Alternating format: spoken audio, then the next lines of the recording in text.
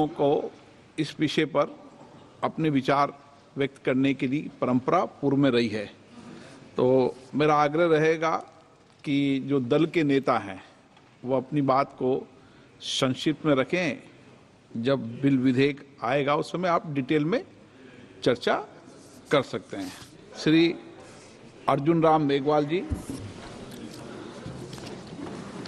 Thank you, Honorable Speaker, sir. With your permission, I beg to move for leave to introduce the Constitution 129th Amendment Bill 2024, further to amend the Constitution of India. ये item number 18 में है और item number 19 में जैसे आपने कहा, Honorable Speaker, sir, with your permission, I wish to move for leave to introduce the Union Territories Laws Amendment Bill 2024, further to amend the Government of Union Territories Act 1963, the Government of National Capital Territory of Delhi Act 1991, and the Jammu and Kashmir Reorganization Act 2019. ये मैं आपकी अनुमति से आपसे leave मांग रहा हूँ। Thank you sir. आपको मैं दूंगा। नॉट प्रॉपर एंड सेपरेट होगा, सेपरेट होगा, डिस्कशन होगा sir. allot me the time for only one person leaders, okay, but a constitution amendment bill drastically changing the electoral process of our country, that used to be introduced separately, that used to be introduction has to be discussed, then take the other bill, otherwise it will be not fair as far as constitution amendment is concerned. माननीय सदस्यगण, मैंने आपको कहा है कि दोनों के विषय पर एक साथ बोलेंगे, लेकिन इंट्रोड्यूस भी अलग अलग होगा और पासिंग भी अलग अलग होगी। मतलब चर्चा करते समय मैंने जॉइंट बोला है कि दोनों विषयों पर एक साथ चर्चा करें। बाकी मैंने पेश भी अलग अलग किया है, माननीय मंत्री जी ने पेश अलग किया, मैंने भी अलग अलग बोला, लेकिन चर्चा करते समय जॉइंट करने के लिए कहा है। Shri Manish Tiwari ji. Thank you very much, Mr. Speaker, sir. I rise to oppose the introduction of the Constitution 129th Amendment Bill 2024 and the Union Territories Laws Amendment Bill 2024. Mr. Speaker, sir, beyond the 7th schedule of the Constitution is the basic structure doctrine. And that basic structure doctrine spells out that there are certain features of the Indian Constitution which are beyond the amending power of this House also. One of the essential features is federalism and the structure of our democracy. And therefore, the bills which have been moved by the Honorable Minister of Law and Justice absolutely assault the basic structure of the Constitution and are beyond the legislative competence of this House, and therefore they need to be opposed ab initio, and the introduction of those bills have to be stopped. Number two, Mr. Speaker, sir, how is it possible under our constitutional scheme that the tenures of the state legislatures can be made subject to the tenure of the national legislature? That is completely an antithesis of the constitutional scheme. There is absolutely no way under the Indian constitutional scheme where the states are separate constituents and equal constituents, the term of the state legislatures can be made subject to the term of the national legislature. And my final point, Mr. Speaker, sir, India is a union of states. Article 1 of the Constitution states that India is a union of states and not vice versa.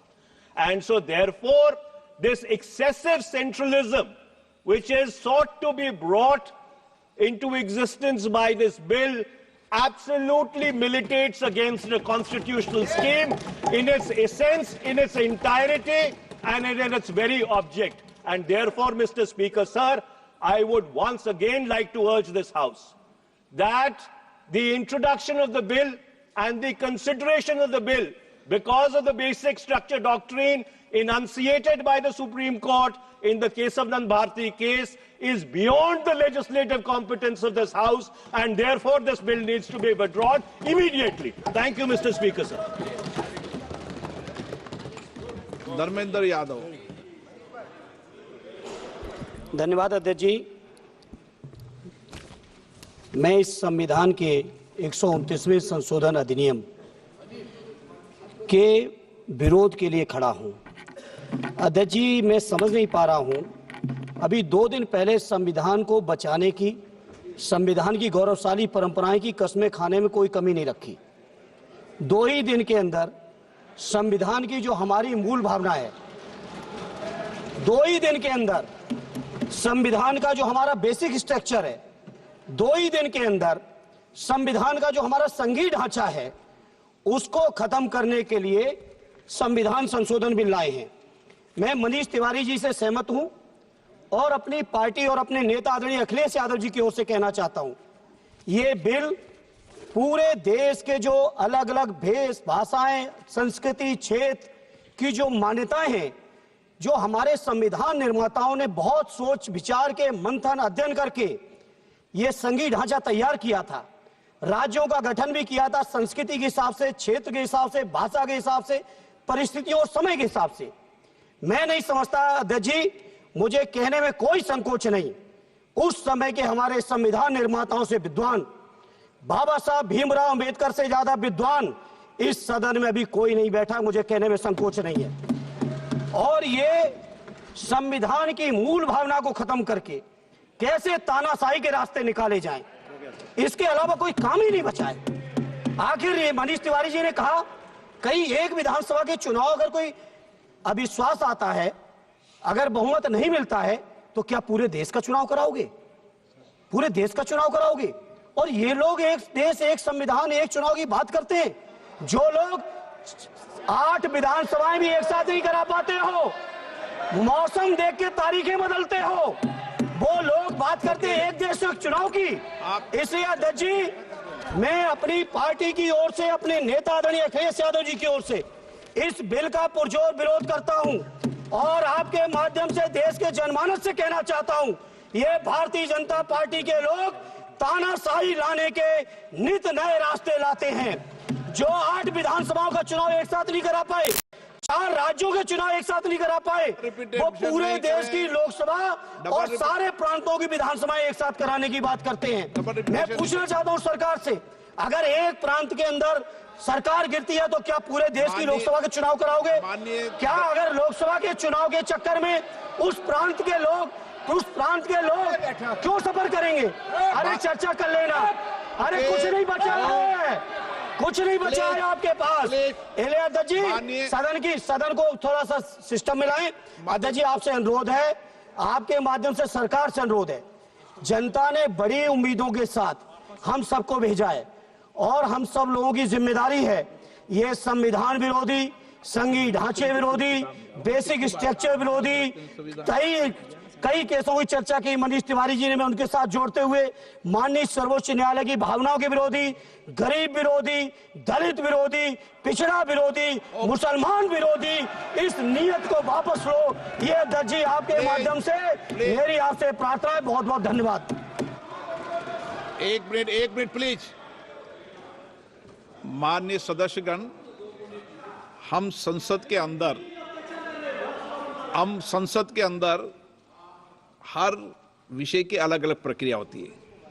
जब राष्ट्रपति भाषण होता है, जब बोलने की प्रक्रिया अलग होती है।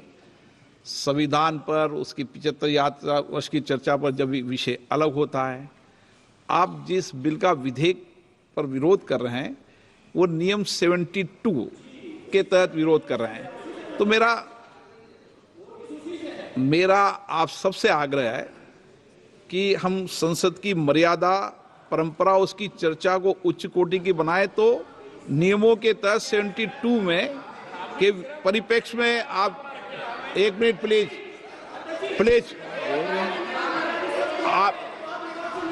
आप प्लीज, मेरा ये आग्रह है, ऐसे नहीं बोलते, बीच में प्लीज बैठिए। प्लीज बैठिए, ऐसे बीच में नहीं बोलते हैं। मैंने इसलिए आपसे कहा कि मैंने किसी को नहीं कहा कि मर्यादा बोली। मैंने कहा नियम 72 के तहत आप उस परिप्रेक्ष्य के अंदर बिल का विरोध करने का आपका अधिकार है, वह भी विधेयक की विधायी क्षमता लेजिस्लेटिव कॉम्पिटेंस के विषय पर। लेकिन विषय गंभीर है, इसलिए मैं सभी माननीय सदस्यों आगे बोल रहा हूं, उस परिप्रेक्ष्य के अंदर वो अपनी बात को कहें, संविधान की मर्यादाओं के अनुरूप अपनी बात कहें। मैं सभी माननीय सदस्यों को पर्याप्त अवसर दूंगा, पर जब बिल पर डिटेल चर्चा होगी तब आप जो भाषा बोल रहे हैं वह बोलने का अधिकार रहेगा। ठीक है, सब सहमत इस बात से? आपको देंगे, आप दोनों में से तय कर लो कौन बोलेंगे। हाँ, आप दोनों तय कर लो पहले। नोटिस है।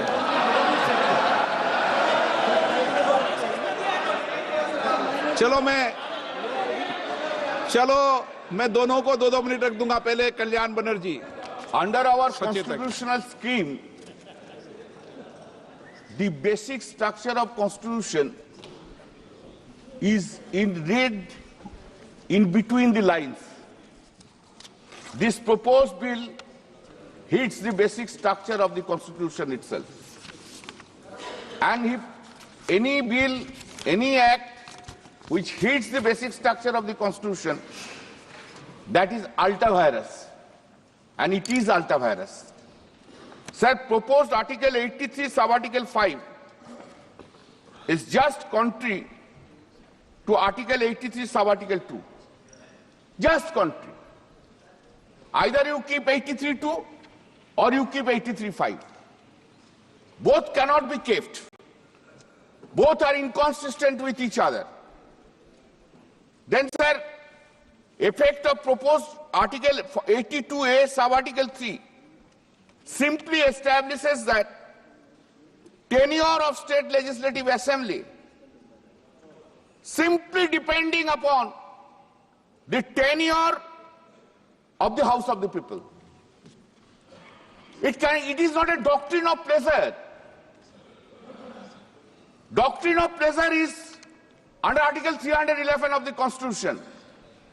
But a mandate which has been given by the people of the country that state assemblies tenure will be depending upon the doctrine of pleasure of this house. How it can be? This is inconsistent. It cannot be accepted. Sir, we must remember this. State government and the state legislative assembly are not subordinate to the central government or to the parliament itself. This parliament is having the power to legislate law under the 7th schedule, list 1 and list 3. Similarly, state assembly is having the power to legislate law under the 7th schedule, list 2 and also list 3, subject to that it would not be contrary, so far concurrent list is concerned, it would not be contrary to the Article 254 of the Constitution. Therefore, by this process, the autonomy of the state legislative assembly is being taken away.